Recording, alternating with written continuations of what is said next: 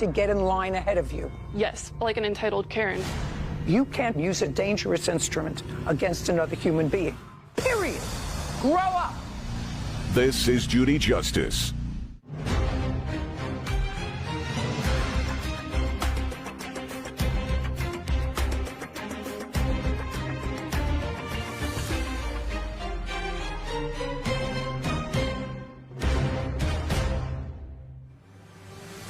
Savannah Bruce is suing fellow driver Diana Belfontaine for lost wages from false police charges. Court come to order. All rise. Be seated, please. Good morning, Judge. We have case 1083, Bruce versus Belfontaine. Thank you. You're welcome. Miss Bruce, you're a driver for Uber. Was. How long were you an Uber driver? 2 years almost. Your complaint states that you're immunocompromised. Yeah, I have asthma. Take medication for it, I have an inhaler. and that's it. Yeah. This incident happened on what date? July 31st, 2020. Briefly and succinctly, it is your claim that the defendant filed a false police report against you, which resulted in your losing your job as an Uber driver. Yes. And you want to be compensated to the tune of $10,000. Yeah, at this point, Your Honor, I've lost over $10,000 in wages. That's possible, And I've been blacklisted. because you have an arrest for assault. Is that what you're saying? No, it's a pending battery charge that they kicked me off the platform for. Okay. Is that action still pending? It's been dismissed, but Uber will not take my phone calls. Just a second. Yes. I just want to make certain that that criminal action has been dismissed. Otherwise, I would not do this case. Yes, and I have Good. proof. I'd like to see the document that dismisses the criminal trial. Yes. And then we'll get to the facts.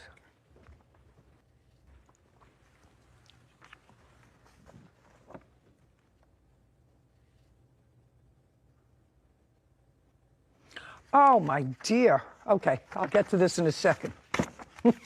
Okay, so this is what happened, and it was on July 31st, 2020. You and the defendant, who did not know each other prior to this confrontation, were both standing in line, according to what I read, to have your cars washed. You were driving for Uber at the time, and according to you, had been for a couple of years, and had been doing that during the height of the global pandemic. And you claim that you felt specifically threatened in this case because you were immunocompromised. I asked what the nature of that illness was, and you say you had asthma, for which you take an inhaler. Okay. It is your claim that there was a dispute over the defendant cutting in front of your car. She says cutting in front of your car, pushing in where two lanes merged to pay to get into the car wash. You'll explain that to me in a little more depth. According to you, the defendant got out of her car in a violent manner, came up to your car. You opened the passenger window. My passenger side window is already down. Fine. She came up to the car, you say, acting erratically. She was yelling at you, and she was yelling at you during COVID. She was unmasked. You felt threatened. In order to get her away from the car, according to you, you flung at the car window a empty Pringles can. That's what I believe you say in here. It was an empty Pringles can. I may be wrong. You look as if you want to say something. Well, the report came up Just. I'm looking at what you said to me in here. Okay. Yes, I panicked and I grabbed an empty Pringles container and threw it towards the window. That's what you wrote. You remember writing that? They wrote that out a little bit wrong. I bopped her with it. But yes, Pringle can. I grabbed an empty Pringles can and threw it towards the window. So what you're saying now, that is not correct. You hit her with the empty Pringles can. Yes, Your Honor. Okay. And then she got back into her car, and you decided not to go through the car wash at that time, and you left. Yes, I So far. never got So far, is that correct? You did not go through the car wash, and you left. Yes, and I never got out of my car. I didn't say you got out of your car. Okay. I said you Yes. You corrected me and said that you didn't throw this empty Pringles container at her. You bopped her with it, which means you hit her with it, and then did not wait around to see what happened. You left. I left. Subsequently, you discovered that she had, in fact, reported this incident to the police. She alleged that she was, in fact, assaulted by you with an instrument, and You were, in fact, arrested, and you hired a lawyer. Were you assigned a public defender? Yes.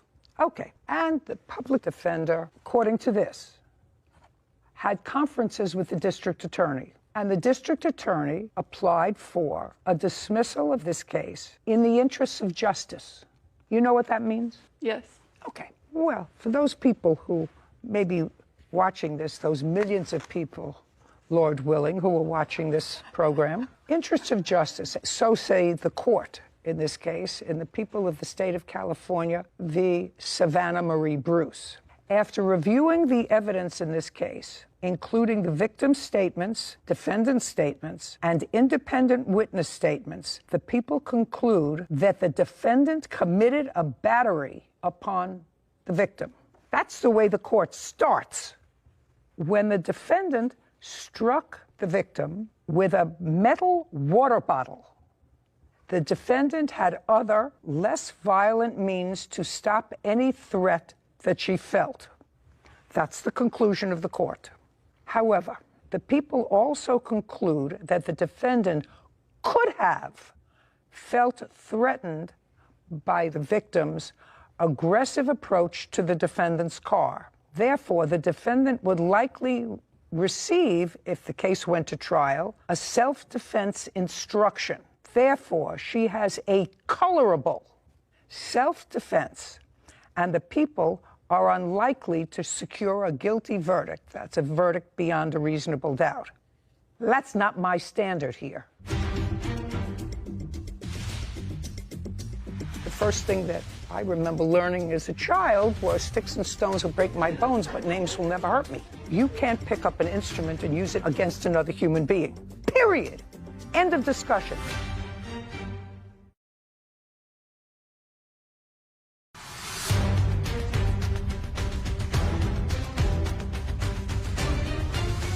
Savannah Bruce claims fellow driver Diana Belfontaine owes for lost wages from false police charges. Diana is countersuing for attorney fees and damages from an assault. Okay, my standard here is much lower. It's a preponderance of the evidence, which means more likely than not.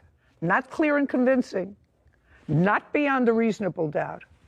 Preponderance of the evidence. So, your claim is self-defense, because according to you, as a result of this action, it's on your papers and you can't get a job. I wouldn't actually say it's being blacklisted. You were arrested for an assault, which you were not found not guilty of. You were not found guilty of. The court declined to hear the case in the interests of justice, probably because you have no record. I have a clean record. You have a clean record. The court said, oh, she looks like a nice girl. She has no prior record. How old are you? 26. So you're 26 years old. We have other more important things to do. The defendant, on the other hand, has a counterclaim. Defendant says there was this incident. She did get out of her car. She went over to your car because she was trying to get back into the lane. You weren't letting her get back into the lane because she thought a lane was open. It turned out it was closed, so she was trying to get back into her lane, and you were inching up, not allowing her back into the lane. She got out of her car, probably very irritated, came over to your car, and probably started to yell at you.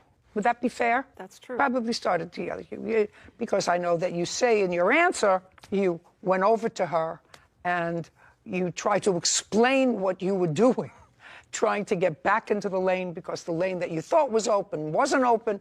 It's like going to a toll booth. It's happened. Well, it doesn't happen to me, but it happens to my husband all the time. We're standing in line, and all of a sudden, there's no line next to you. Oh, that's a whole new line. I guess nobody else sees that. And he goes over, and that toll booth is closed. And then he has to go begging somebody in the other lane to let him back in the lane. Can I go in here? Can I go in here? I say, they're not crazy about you. They're not letting you in. Then he gets mad and more aggressive, and he pushes the car closer and closer and closer. So somebody finally lets him in. Would that be a fair statement, Yes. Sarah? Okay. Just as long as I don't take the whole heat for this. Oh, God. So I know what happened. She got out. She was angry, and it wasn't a quiet conversation. In response to her, I assume there are statements. The court concluded that this was a metal water bottle, not an empty Pringles can. And I assume that there are witness statements to that effect, which I will see, that you hit her with a bottle. she says, causing a split lip, which clearly is an assault. It also says that as a result of this, she had a pre-existing heart condition and she suffered a heart attack. She also says that after you were arrested and when you filed a civil case against her after this dismissal, she was forced to get an attorney. You got a lawyer? I did not get a lawyer. You filed it yourself? Yes. And you were seeking what kind of damages from her? Loss of wages, How much? $10,000. Did you have any legal advice when you filed that case? Not much. What does that mean, not much? By not a smart lawyer, or you didn't talk to the lawyer much, or what does that mean? Okay, I didn't have legal advice. Well, I don't think I believe that. I have a friend who's a lawyer. Well, that's a lawyer. That the lawyer happens to be a friend. The friend is not a stupid lawyer. Hopefully not. Okay.